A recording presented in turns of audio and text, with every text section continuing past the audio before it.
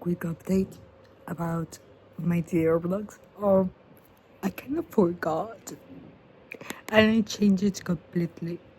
I changed it completely, like literally. I'll do it about something that I love to, well, not love. I'm interested in. I'm not in love with that, which is the Second World War and the concentration camps, which is something that I have always been attracted to. Somehow it's weird, yes. And for the update, I have changed the theme of the book like 3 times. 3 times. Which is weird. And well, I finally have like the final theme, which is pretty cool, because at the first place I was like wanting to do like a non-fiction one, which I liked the idea, but I didn't know how to start it in the first place, like good enough. So I changed it to something that I'm really good at, which is like, well, not a really good at, but like something that I'm more proud of in a sense of a way, which is fantasy / science fiction. For the plot, it would be kind of a romance book with obviously fantasy. Basically, there's this protagonist which name is Amanda, and there's this second protagonist which is the male character whose name is Tyron, which kind of reminds me of the Barjadigans. I don't know how to say it in English. However, so I have this little thingy that I don't know how to change this thing. I don't know how to change this. Anyway, so basically there's these keywords, which is the Sergeant Matthew, which is like it has the ideologies of Hitler's ideologies somehow, like it's based off of him. Then it's the name of the kingdom. Since it's fantasy, I made up the kingdom, and its name is Iriarte, which is pretty cool. Then the province, which name is Lykia. Yeah, it sounds like Lykia, but like it's not lake, it's Lykia. Okay, then it's the their name that is like the downside in the literal translation, but like in Spanish it's parte de los bajos or los suburbios. That's that. Then it's the protagonist names, and there's this co-protagonist. Well, there are no protagonists since they're not gonna be there for like quite long, but there's some other names like Kathy, which is the sergeant best friend of the protagonist Amanda. But well, enough of that, of the names, which are pretty long. Anyways, so basically Amanda lost her brother and her mother some couple of months before the starting of the book. This, as she has the theory that the government, which has already been settled for several months, and the government, as we all know, if it's like a dictate, like, I don't know how to say that in English, oh my god. But basically, Sergeant Matthew is a dictator, which means is a socialist government. Yeah, a socialist government. Not communist, socialist kind of government. So basically, everyone is like super supervised, everything, every single thing, and no one wants to go out. But well,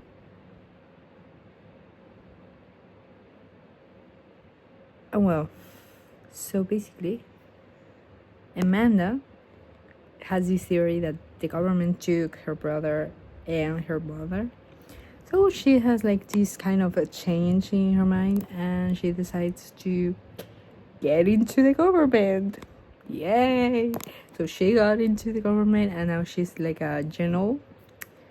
I'm not gonna spoil that much, but like she's a general, and she will be upgraded when she meets the male protagonist, which is like a little plot twist.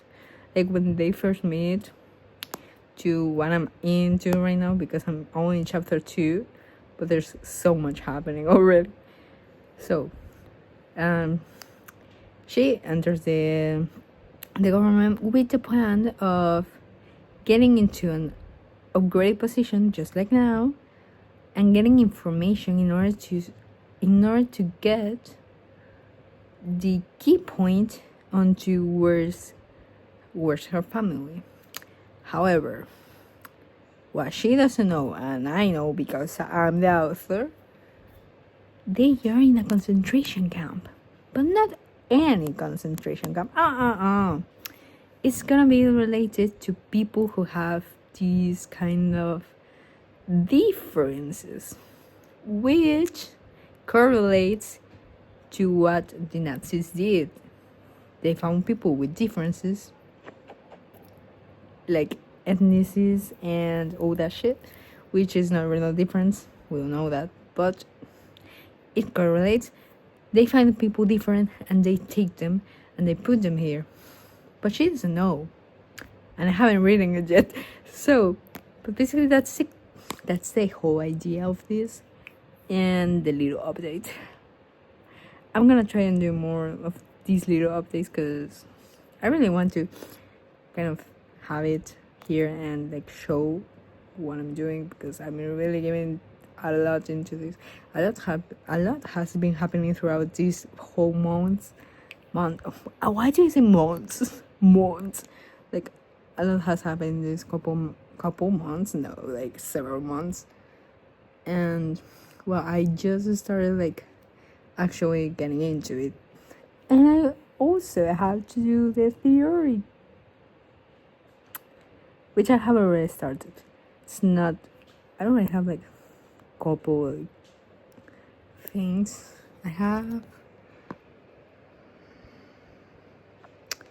1,001. No, wait.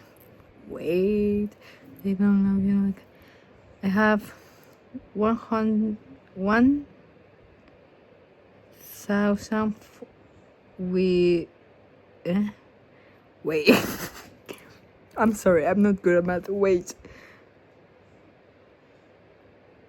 1 with 486 words, which means I need to do way more.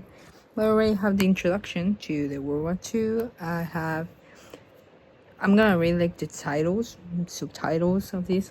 I also have to like mask it, like make up it, if that makes any sense. Like I need to put it up pretty and like want you like needs to like read it, because like I mean that's the only part that my professors are gonna read, so basically that's important.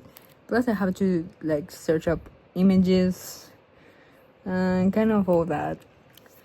I have the introduction of the World War II, I have the Holocaust, its consequences, and how it arrived to one, which is the one that I'm writing on.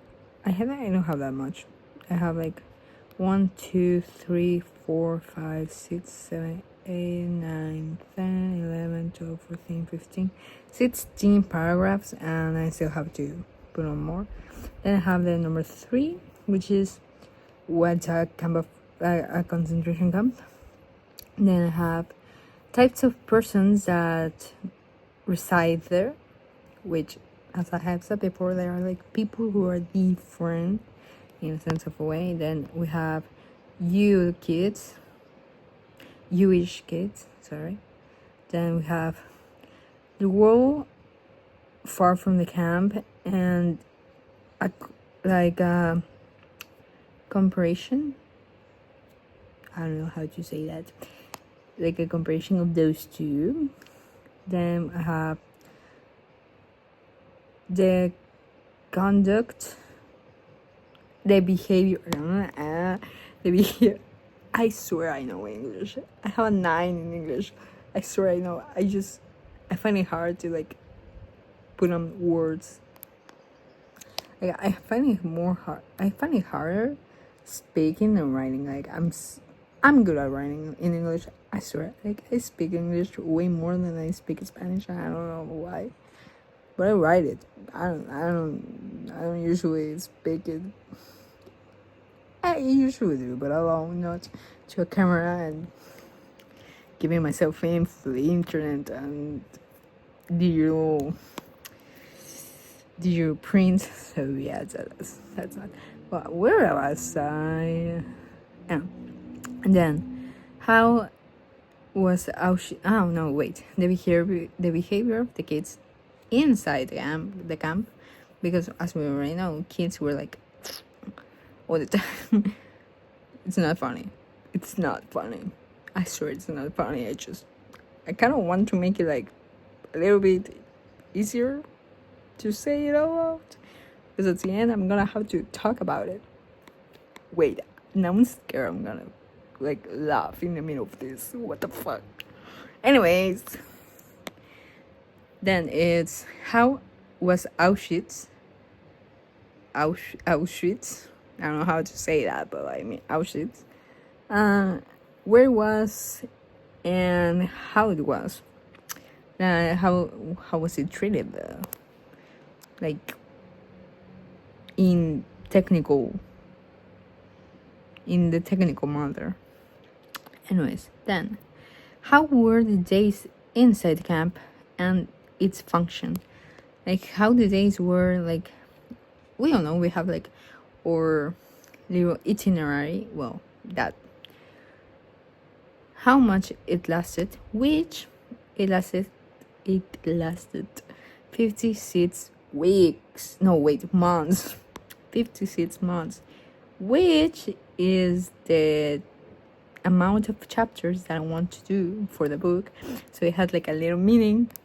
Everything has a meaning in the book. Everything has a meaning in the book. Anyways, so I'm such a dumbass. Other camps and their differences with Auschwitz, because as we know, there were plenty of camps. They were in how do you say that in English? Poland, Ukraine. They were obviously in Germany. There were plenty outside of Germany, to be honest. There were like 4 functional, like big ass camps in Germany, and there were like more outside, because they didn't want anyone to know that there were camps. They were such assholes. Anyways, then were there survivors, but like kid survivors? There were, but like not kids. Well, like little kids, like 5, like no, not even 5. Yeah, I mean like 5 years old. No, not that much. There were no, actually there were. There's a history. There's a story of someone who like worked there somehow, worked with the Nazis, but he wasn't like into their theology, so he kind of got off kids, and there were survivors. Then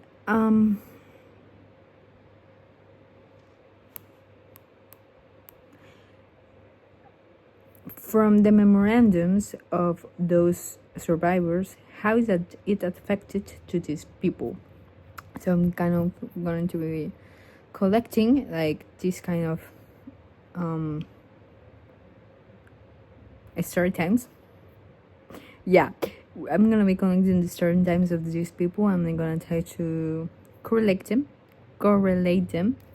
between them, and try to make it like with the differences and with the same thing that is happening in every camp, because there were many camps. There were not the same people in every camp. As we all know, there were camps who were specifically for, and there were other camps who were mostly for working, but there were also like, so yeah. Then, does it exist a possibility of another Holocaust and a massive extermination? That's something more like a perspective way, like how I think, and not from other people's. So that's something that I want to answer. In my opinion, yes, there is a big possibility. We have seen it all, as we have seen in Gaza. I don't want to get into politics, but we have seen it all, and we all know that there's this big possibility, and it's never an end. Like, everything is possible, even more in reality, because at the end of the day, if you take out from the books, it doesn't compare that much into what's real. That's more philosophy, what's real and what's not. But as in what I'm talking about, there's this possibility. Always. There's gonna be a possibility of everything, no matter what it is. You can say there's a fucking thing for time traveling, and I would say, yeah, sure, there could be, we don't know that. Then, for the practice, like the practical part, that's not theory, I have creation of the work, which is a book, how it is focused on into the history, the introduction of it, characters and their analysis, like psychological analysis, their space in history, like how it is, like Iriarte, Likia. Why did I decide to do this timeline? Wait, I don't know the names in English, but like there's like the introduction, there's the desenlace. No, wait, that's the last one. There's like the dilemma, and then there's the last one that is like the solution. Oh, why I decided that solution. How did the idea came into mind, and the enlistment of the book. Like, I want to publish it, so that's that part. Like, why I want to publish it and all the stuff. Then I have the webgraphy and videography, which I have to put on in everything, and I already have a lot, to be honest. I'm glad there's like plenty of information about this, which is something I like.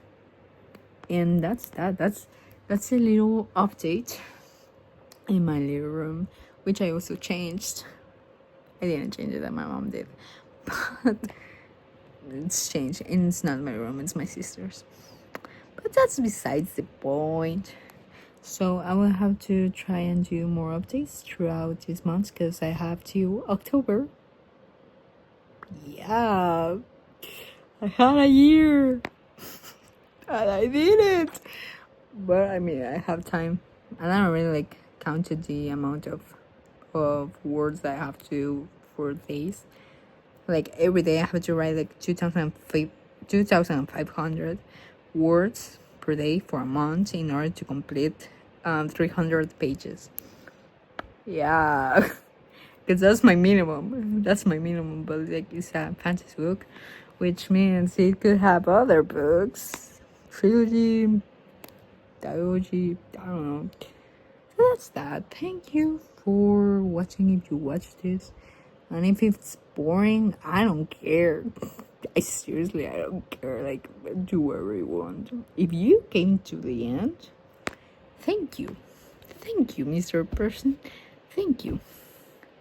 I swear I'm more funny, like, in other ways, but like right now I'm like cooked, really cooked.